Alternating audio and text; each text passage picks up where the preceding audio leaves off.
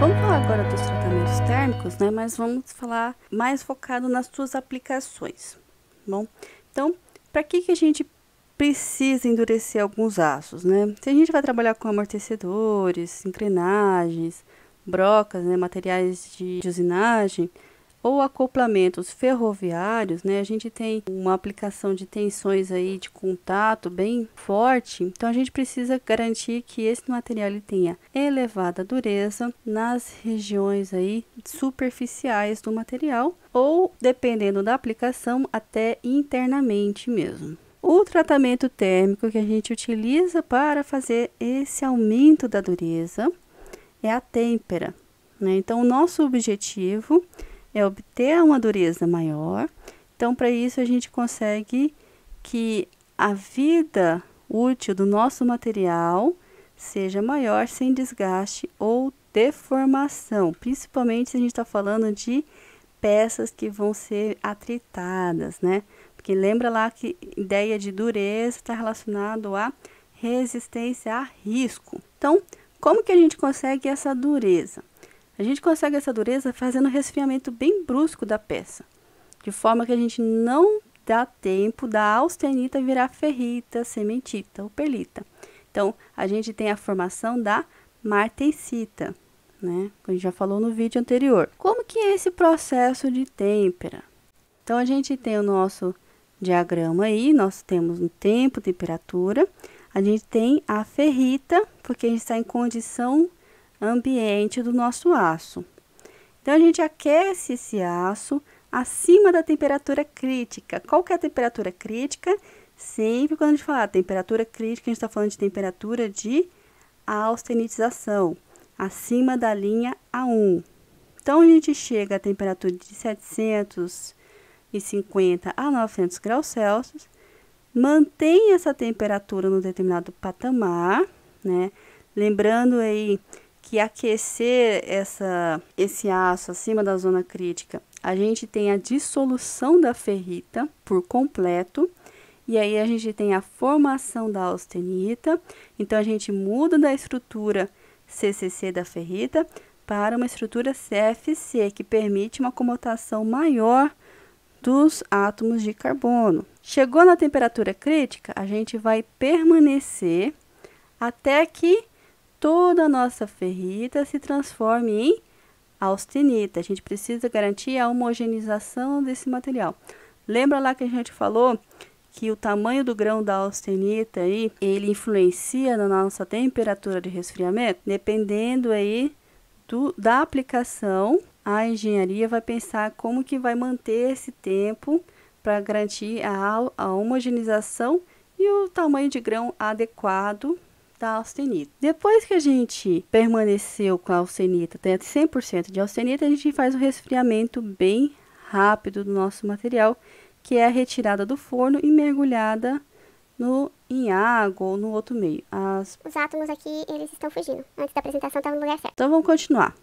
Então, os átomos de carbono, o que eles vão acontecer? Eles vão ficar presos no interior da austenita, né? E aí a gente já viu que nessa situação, ao invés dele transformar de CFC para a estrutura CCC da ferrita, ele vai se transformar na estrutura tetragonal, com corpo centrado. Essa transformação, essa deformação do retículo da ferrita, ela já aumenta aí a dureza do nosso material, tá? Gerando umas tensões internas ali no nosso material. O que pode acontecer? Se não fizer um trabalho legal de resfriamento, acontece que esse material ele pode sofrer trincas, né? Então, o que é interessante? A gente controlar o nosso meio de resfriamento, porque a gente quer dureza, a gente não quer o material quebrado. Então, olha a propagação aqui da trinca no nosso material, aqui, ó, seguindo certinho os contornos de grão, bonitinho. Então, como é que a gente vai fazer aí a nossa têmpera, o nosso aço eutetoide? A gente está falando agora do aço eutetoide, né? Lembra lá dele. Então, a gente tem o resfriamento, que é para conseguir 100% da martensita. O que a têmpera faz? Tira do forno e resfria bruscamente no meio que é de análise. Nesse caso aqui, ó, ele passou totalmente da austenita para a martensita. O início da formação da martensita, 50%, 90%, porque tem sempre um residual aí que não vai se transformar em martensita. Como que a gente tem aí, ó, lembrando que a zona crítica é acima aí de 725 na nossa linha aí de resfriamento, tá tirando o material do forno e resfriando diretamente na água. O que a gente tem de interessante é o seguinte, nem sempre a nossa têmpera ela vai ser total, ou seja, ao longo de toda a nossa superfície da peça. Se a nossa peça ela tem pouca espessura, né, ela é uma peça fina, vamos pensar assim, o que a gente consegue? A gente consegue resfriar a superfície e o meio dessa peça para atingir a martensita. Então, a gente consegue ter uma têmpera total, que é têmpera total, TT. Quando a gente tem peças de grande seção, o que vai acontecer? A superfície, ela resfria, mas o núcleo do nosso material, ele vai ter um resfriamento mais lento, porque ele não está trocando calor ali, ó, com o ambiente, né? Ele tem uma questão aí de condução de calor com o próprio material. Ele tá aqui no miolinho, ele vai trocar calor com os amigos vizinhos dele aqui, e não aqui com o ambiente que tem ventinhos, bom? Ou no caso aqui, turbulências de água. Mas voltando aqui, a ideia é que o meio não vai ter a mesma temperatura da superfície. Eu acho que isso aí é meio óbvio. Vocês lembrar lá quando vocês estão comendo mingau, a gente sempre come pela borda, né?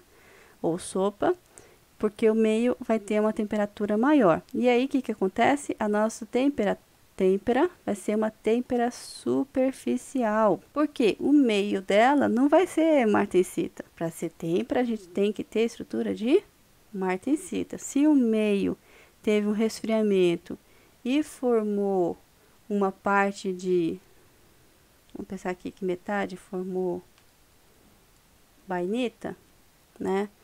Então, a gente tem uma estrutura aí que não é 100% perlita, 100% martensita.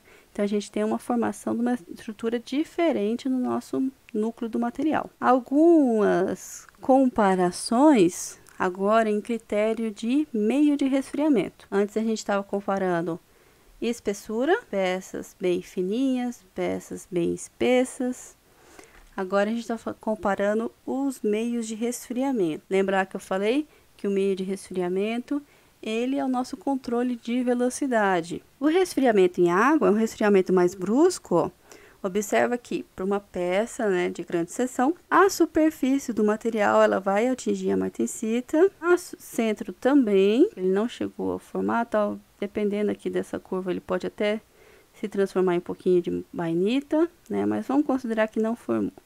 Ele formou 100% aqui em martensita também. Nesse segundo caso aqui, ó, a gente tem um resfriamento mais lento, um resfriamento em óleo. Observa que o centro da nossa virou perlita fina, bom? Lembra aqui, ó, e é perlita grossa e aqui é bainita. Então aqui ele chegou, transformou em perlita fina. Aqui, ó, a gente tem a transformação de martensita ainda. No caso do resfriamento a ar, a gente tem o centro, ele vai se transformar em perlita e a superfície também em perlita. Então, pessoal, conforme vimos, né, na nossa figura anterior, né, que a gente tem a formação aqui, ó, de uma estrutura combinada aí no nosso material.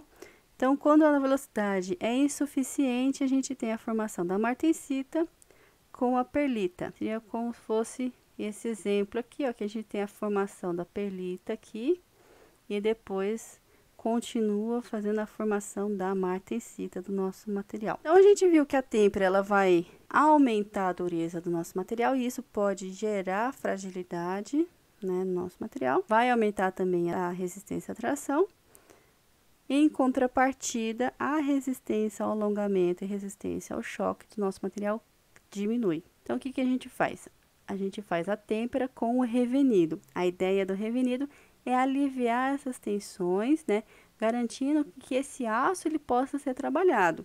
Que a ideia nossa é que a gente tenha um material resistente, mas que a gente consiga trabalhá-lo, senão a gente não vai ter utilidade para aquele material. Então, o revenido ele acontece a temperatura subcrítica, né, que é a temperatura baixa aqui da nossa linha 1. Então, a gente tem a temperatura de 100 graus Celsius até 700 graus Celsius, dependendo da aplicação do nosso material. A gente tem uma permanência dentro do forno de 1 a 3 horas e depois a gente resfria em qualquer meio. Então, comparando aqui, ó, a estrutura do nosso martensita para uma martensita revenida, aqui a gente tem maior delimitação, uma estrutura mais homogênea aqui, né? Observe o seguinte, ó, nosso ciclo de térmico de temperatura, ó, de têmpera e o revenido. O que acontece aqui, ó, nessa temperatura é que a temperatura do patamar do revenido, ela influencia diretamente na nossa dureza obtida do nosso material. Então, lembrando aqui, ó, a gente saiu da têmpera, a gente saiu de 65 a 67, dureza Rockwell C, né? E aí, conforme a gente faz o revenido, a temperatura aqui do nosso patamar do revenido, ele vai influenciar na dureza do nosso material. Então, se a temperatura de patamar aqui, ó, de 200, né? Então, a gente já cai a dureza para uma faixa de 62,5. Se a gente está falando de uma temperatura de 350, ó, a dureza já cai para 55. É uma dureza bem próxima agora da dureza da bainita. Considerando aqui, ó, o corpo de prova e a tempo de permanência aqui nesse patamar de meia hora. Então, em resumo, o que a gente tem do endurecimento do aço é que a gente tem que aquecer acima da zona crítica, que é a região de alcinização do material. E aí a gente tem que fazer esse resfriamento bem brusco. Esse resfriamento ele aumenta muito a dureza do material, mas em contrapartida fragiliza também, fazendo necessário a gente trabalhar com revenimento depois da têmpera, que vai justamente aliviar essas tensões que a gente tem no material, vai permitir que aconteça aquele caminhar que a gente fala, né, que na verdade é a difusão dos nossos átomos de carbono com mais tranquilidade na nossa estrutura. Não vai transformar a martensita em uma outra estrutura, né, mas pelo menos vai aliviar um pouquinho a concentração de carbono, que é o que a gente viu lá naquela estrutura que a gente tinha da martensita e da martensita revenida. Outro tipo de têmpera que a gente pode fazer também é a têmpera superficial. A gente falou da têmpera superficial até agora há pouco como uma coisa negativa, mas nem sempre. Às vezes, para determinados tipos de trabalho, principalmente peças que vão ser torsionadas, né, peças que vão ser eixos de torção, é interessante que a nossa superfície ela tenha uma resistência mecânica maior, né? Justamente por questão de contato, às vezes uma engrenagem, né? A gente tem uma superfície com os dentes mais duros, mas só que internamente a gente obtenha uma estrutura com menor dureza, né? Que tenha uma capacidade de absorver mais energia do nosso material. Então, a gente precisa reduzir a fragilidade desse material, aumentando a ductilidade dele. Então, a gente vai fazer a têmpera só na região superfície. Então, o que acontece? A gente tem uma bobina, que é submetida a passagem de corrente alternada, e a peça é colocada no interior dessa bobina. O campo é energizado, a gente tem um aquecimento do material, e depois do aquecimento, a gente resfria o nosso material. Devido às características dele, né, por ter um aquecimento até com a bobina, é mais interessante a gente fazer só um tratamento térmico de superfície. As vantagens é que a gente tem uma oxidação insignificante nesse processo, tem deformação mínima provocada pelo aquecimento, né, que é mais aqui na região superficial, tem uma boa resistência mecânica das peças, e é utilizado em elementos de fixação, né, cavilhas, parafusos, que são elementos que vão sustentar um pouquinho uma torção aí, e elementos de transmissão, rodas deitadas, furos, parafusos sem fio. Obrigada. Para saber mais,